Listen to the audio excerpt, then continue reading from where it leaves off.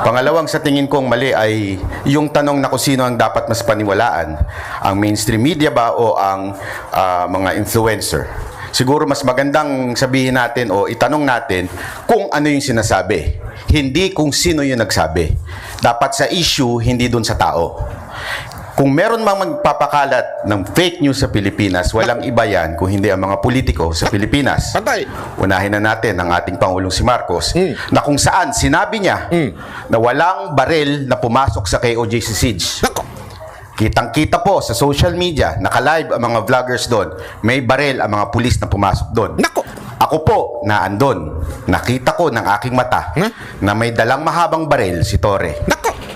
Ang tanong ay ito. Bakit ni isang mainstream media walang pumuna Patay! sa maling ito? Sus. Alam niyo ang sagot? Simple lang. Sabi nga ni Sir Verhel, organisado ang mainstream media.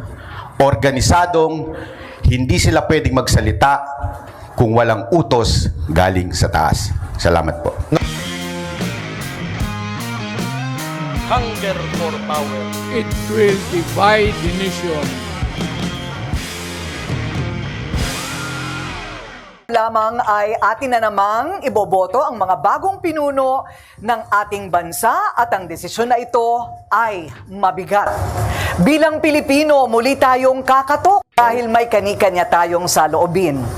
Pero ang kasinungalingan na paulit-ulit na bilang banat bay, anchor din siya ng ngayong gabi, hindi lang yan, magiging tagakalma nyo rin ako. Pero sana wag kong i-avail yan.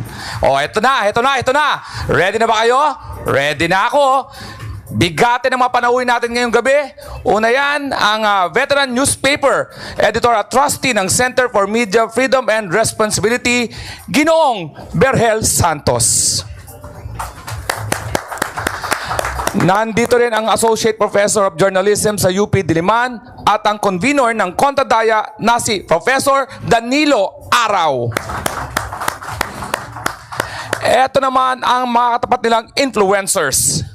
Si Orion Perez Dumdum, dating OFW sa Singapore, principal co-founder at lead convener ng Correct Movement at dating first runner-up ng Battle of the Brains. Orion? Kakampi naman niya si Brian Cristobal o mas kilala sa social media bilang Banat Bay. Anchor din siya ng SMNI. Banat Bay! Bukod sa mga influencers at journalists, kasama rin natin ang mga bigating panelists na makikinig at magtatanong mamaya. Kabilang dyan si Presidential Communications Office Undersecretary Claire Castro. Nariyan din ang dating Press Secretary at Presidential Spokesperson, Martin Andanar. Panelist din ang Chairman ng Political Science Department ng University of Santo Tomas na si Professor Dennis Coronacion. O, Corina, balik sa'yo. Salamat, Alex. Bago simulan ang ating harapan, narito ang mga dapat nating tandaan. Una, pwede ang notes pero bawal ang gadgets at visual aids.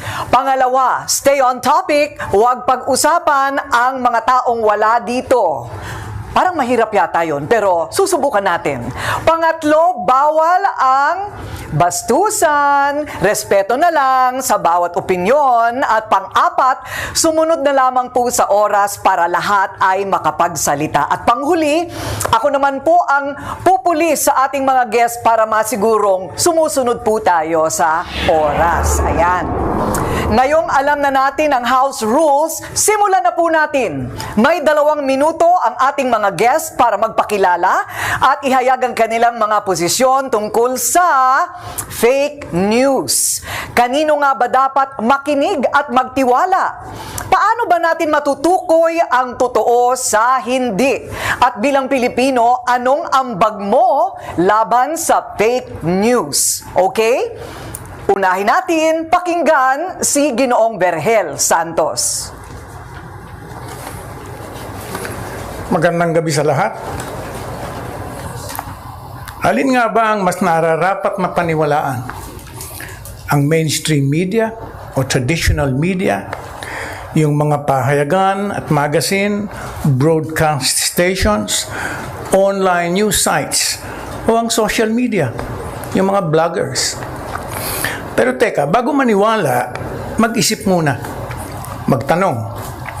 Ngayon, kapag anumang kaiisip, anumang pagtatanong ang gawin ay hindi pa rin maliwanagan ng husto para makapagdesisyon, sa mainstream media na lang makinig. Bakit? Ang social media ay isang discarding pang-individual. At dahil dyan, mas madaling ma-co-opt, mas madaling maangkat. Huwag na natin sabihin mas madaling mabili. Sa kabilang banda, ang mainstream media ay binubuo ng mga organisado at rehistradong grupo ng mga miyembro nagdaan sa angkop na pagsasanay at pagsusulit at nagdaraan pa rin sa tuloy-tuloy na pagsubok habang ginagampanan ang kanilang tungkulin. Mga profesional na mamamahayag yan. Ang impormasyon, balita, opinyon na galing sa social media ay hindi dumaan sa isang subok na sistema ng pagsusuri. Di tulad ng mga nanggaling sa mainstream media na sinala munang mabuti bago ibahagi sa madla. Sinalang daw. Pero bakit ang dami niyong mali? Sinalang niyo talaga. Dumaan kayo sa proseso. Paulit-ulit yan eh. Proseso, dumaan kayo. Bakit kayo naglalabas ng mga maling balita? Mga fake news? Halimbawa na nga lang po niyan yung doon sa nagsik ng asylum si Pangulong Duterte. Bakit lumabas yun? Nakala ko ba dumaan sa siksik liglig na na pag aayos o pag verify? Bakit di nyo na-verify yun?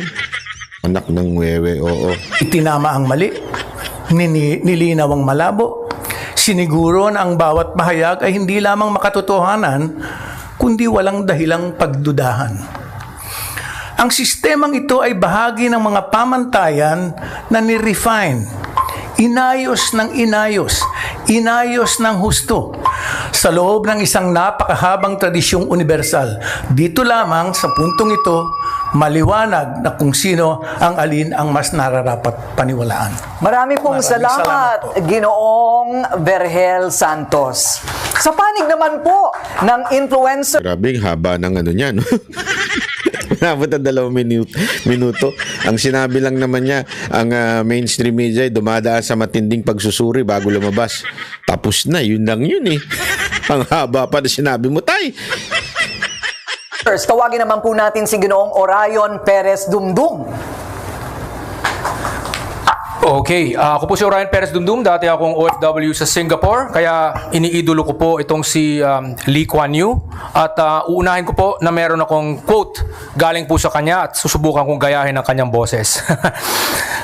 The Philippines press enjoyed all the freedoms, but they failed the Filipino people. Naku po. A wildly partisan press Naku.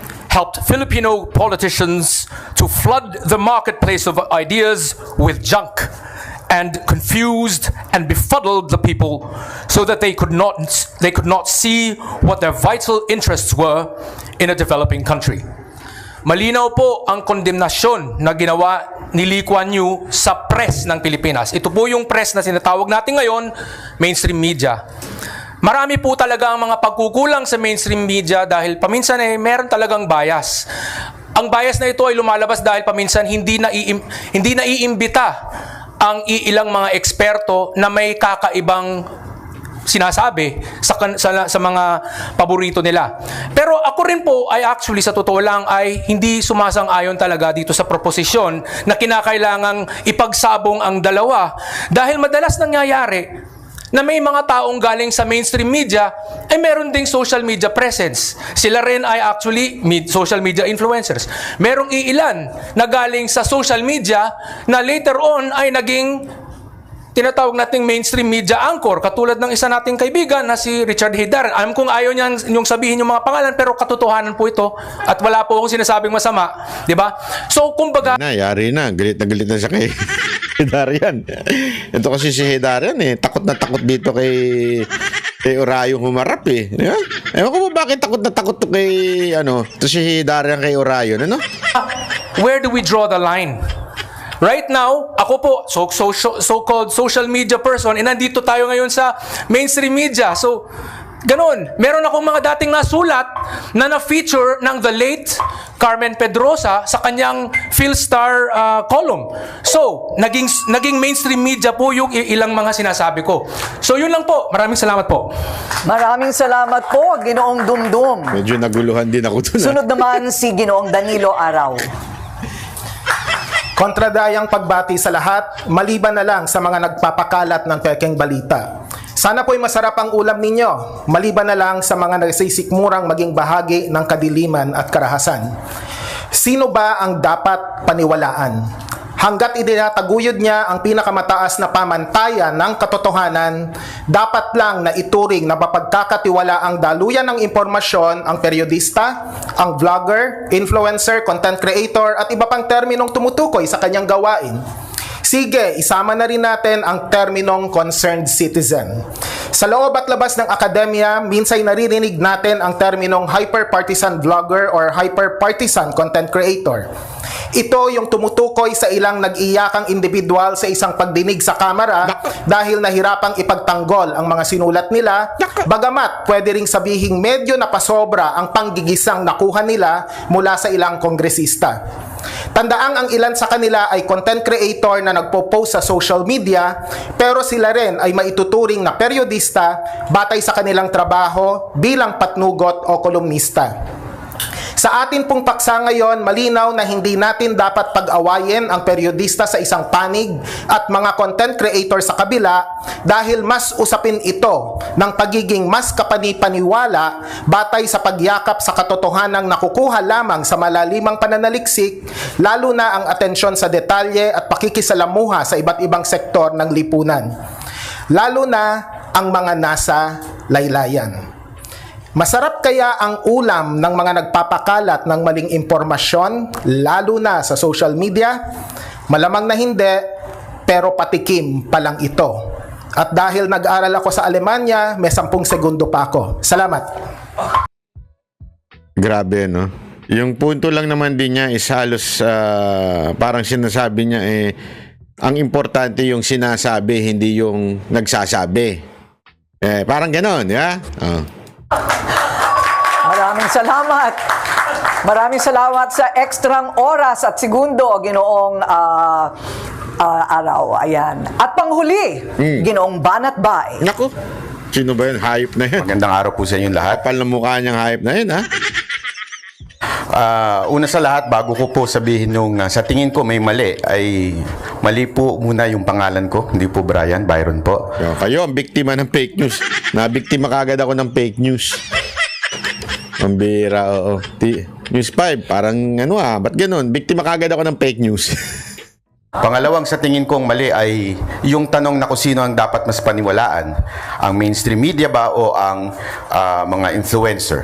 Siguro mas magandang sabihin natin o itanong natin kung ano yung sinasabi, hindi kung sino yung nagsabi. Dapat sa issue, hindi dun sa tao.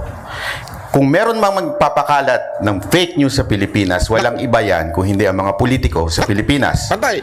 Unahin na natin ang ating Pangulong si Marcos, na kung saan sinabi niya na walang baril na pumasok sa KOJC Siege. Kitang-kita po sa social media, naka-live ang mga vloggers doon, may baril ang mga pulis na pumasok doon. Ako po, naandun. Nakita ko ng aking mata na may dalang mahabang baril si Torre. Ang tanong ay ito. Bakit ni isang mainstream media walang pumuna sa maling ito? Alam niyo ang sagot? Simple lang. Sabi nga ni Sir Verhel, organisado ang mainstream media. Organisadong hindi sila pwedeng magsalita kung walang utos galing sa taas. Salamat po.